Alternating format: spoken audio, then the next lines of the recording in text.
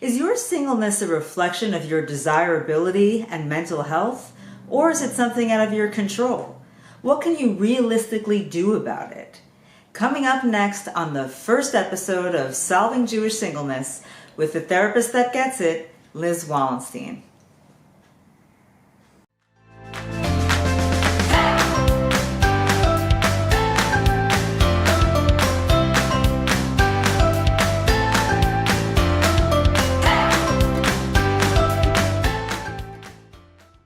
Are you single and you don't want to be? Maybe it's been that way for a while. Is that your fault? Maybe you've seen a lot of people you know get married kind of effortlessly or easily, and you're wondering, does that mean there's something wrong with me or I'm doing something wrong? And there's probably a lot of people in your life who make you feel that way, right? A lot of times the message to you is, well, did you think about doing this? Or are you doing this? What if you did this? Labels get thrown around like commitment phobic and picky and in a dream world. So are you doing this to yourself? One of the things that made me wonder about this is an interesting phenomenon I saw happen in my therapy practice. I would see singles as part of my therapy practice, and sometimes they would get engaged and they would thank me and say, I couldn't have done without you. Thank you so much. And of course, I'm really appreciative of that. And thank God, I ask God all the time to put the right words in my mouth and the right thoughts in my head. But I have this little confession to you. In a lot of those cases, they weren't done with the work yet. Sometimes they were just in the beginning of the work or the middle. There was still work left to do. It wasn't like they had reached this marriageable status because they were all worked through now. On the other hand, I had some other cases where they made tons of progress, did a lot of work. Maybe there wasn't even that much work to do in the first place, and it still took them a while to find somebody. So what's the deal? Are we doing it to ourselves or are we not? So it made me think of another thing that I noticed. I dealt with unwanted singleness for a while, and I had a lot of friends and peers that would get married after dating for a while, after being single for a while. And I never would hear them say, oh yeah, there's this one thing that I was doing wrong that I had to figure out. And once I did, I got married. But that wasn't evidence enough for me enough.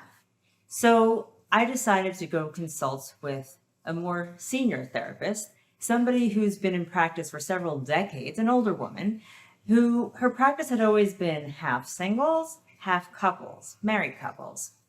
So I said to her, you're working with these two groups. What do you see as the difference between them? Her answer, one word to me. You know what it was? Mazel. Luck or destiny. It wasn't that the married people she was seeing were any more healthy or more worked through, that they reached that marriage status. In both groups, the singles and the married couples, people had issues and people had strengths. So, but I also was curious, as a Jewish person, the Torah is supposed to be our book of answers. What does the Torah say about this? And the Torah says kind of a funny thing, that ever since God split the sea, he's been busy making marriage matches. And that it's just as hard for God to make a match for marriage as it was to split the sea. Now, that's a very significant thing to say, because we're talking about God, like nothing should really be hard for him. And there's plenty of other stuff he's busy with and that you would think would be hard. What is this trying to say about marriage? That every marriage couple is a miracle. Every marriage that takes place is directly from God, happening from him, a miracle. It doesn't kind of just happen. So what's the difference between the couple who gets married at 20 or 22, let's say, and the couple that gets married at 40? The couple that gets married at 22 has more the illusion of control. It's easier for it to look like or to feel like they got there through their own efforts. They put themselves out there, they dated, they worked on whatever came up with that person, and they got married.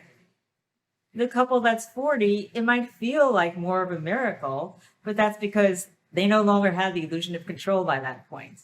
But the Torah is telling us that both couples was a miracle, not one more bigger than the other. It was just the illusion of control.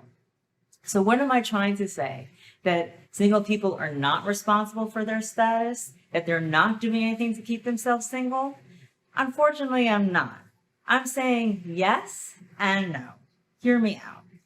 I think that single people have the responsibility to make themselves as marriageable as possible. And there's always something that you can do to make yourself more marriageable. But I'm saying that the outcome of marriage is not entirely dependent on things that are within your control. There's been an overemphasis on the factors that are within our control at the expense of recognizing that there are factors that are not within our control. And if we're going to solve singleness, then we need to acknowledge that there are both factors that are within our control and what can we do about those, and factors that are not within our control and what can we do about that. You see, I think the Jewish community has been amazing in trying to solve this issue. They care a lot and they've been trying really hard. What I think we've been getting wrong is we made this a problem of exposure. Our response has been, let's maximize exposure for these singles. Get as much information about them out there as possible so people can think about them and set them up and get them as much exposure for them to meet as many other singles as possible. So what have we seen in the past bunch of years?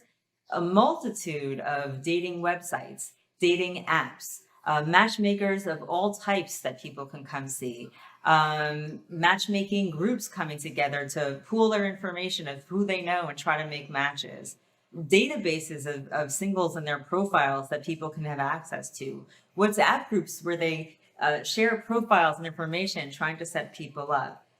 The list goes on and on. But it's been that way for several years, and now we need to stop and ask ourselves, has it helped? I'd like to think that it has, but definitely not enough. It hasn't made enough of a dent in this problem. It's still very much a problem with, unfortunately, no sign of going away. So the reason why I created this series, this is the first in the series, is I'm very passionate about this topic. I had many years of unwanted singleness myself before I got married, thank God.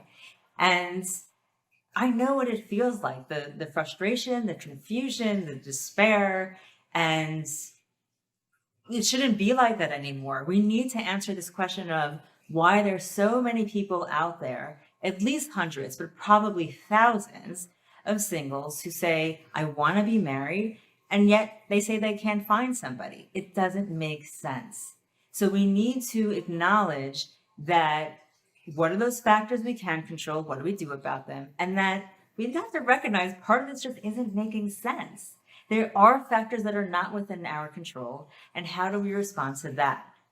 So this is just to start us off, but I hope you'll stay tuned to this series because coming up in the next couple of episodes is what makes singleness a problem anyway? What is it that people aren't getting about singles and singleness that's such a problem? But also we're going to look at what are those factors that are within our control? What can we do about them? And we're going to look at what's happening specifically today to create and contribute to this problem. What do we need to pay attention to today about this? And then we're going to look at what are the factors that are not within our control and come up with real, practical ways that I have seen be successful for myself and for others for addressing things that are not within our control. And I'm hoping that by supplying this missing piece, this piece that has not been getting a lot of attention, we can kind of even out this picture and really see a change in this problem and start seeing some results. So thank you, and I hope you'll stay tuned. Bye. If you thought this recording was helpful, please share it on social media so that it gets to more people that it can help. You can also subscribe to my YouTube channel and like this video. If you're interested in therapy sessions with me online, please contact me through my website or my email or social media. Feel free to send me questions and suggestions of what you'd like to hear me talk about through social media or my website, lizwallensteintherapy.com. Best of luck to you on your journey. I hope to hear good news soon.